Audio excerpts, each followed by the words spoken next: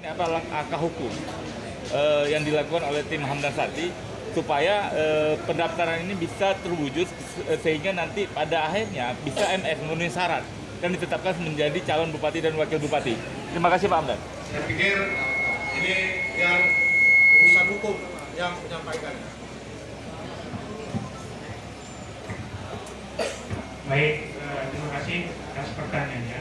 Terkait pertanyaan tersebut, undang-undang telah memberikan jalan.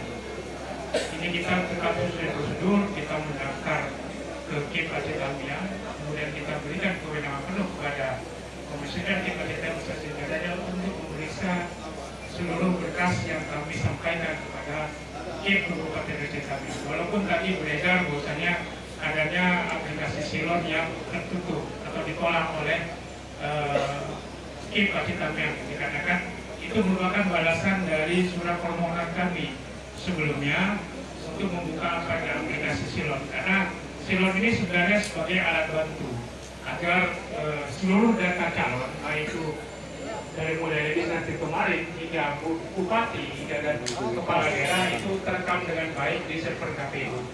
Jadi kita punya data seperti itu, hanya alat bantu.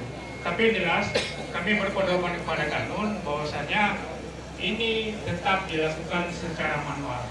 Jika nantinya pihak KIP ternyata menyatakan bahwasanya kami tidak memenuhi syarat sebagai pasangan calon, maka ada langkah hukum yang diberikan undang-undang, yaitu dengan melakukan sengketa proses pencalonan ke Panwasli Pilkada. Kami katakan di bawah Panwasli ya, ke Panwasli Pilkada untuk dilakukan musyawarah baik itu tertutup dan terbuka.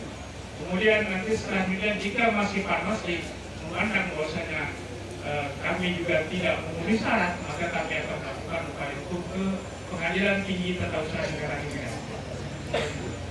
Dan jika masih ada upaya hukum kasasi ke Mahkamah Agung. Jadi upaya hukum Tahapan pilkada untuk pencoblosan 27 November, apakah kira-kira ini memenuhi waktu dalam verifikasi dan lain-lain? Jadi di undang-undang itu sudah diatur bagaimana di Panwasli itu ada sekian harinya untuk memutuskan. Kemudian bagaimana di PT TUN itu ada 14 hari untuk memutuskan. Sama halnya ketika KIP menolak, kami punya waktu 3 hari untuk mengajukan gugatan ke Panwasli Aceh Tamiang. Kemudian jika ditolak lagi, kami punya waktu 3 hari untuk mengajukan gugatan ke PT TUN. Jika masih juga kami ke kasasi, di PT TUN itu persidangannya 14 hari. Di Panwasli juga 14 hari. Nah, kemudian di Mahkamah Agung itu kalau tidak salah seminggu. Mereka harus membuat sebuah keputusan. Jadi setelah hitung-hitungannya sampai. Itu deh. Ya, makasih Pak Ferry. Terima kasih.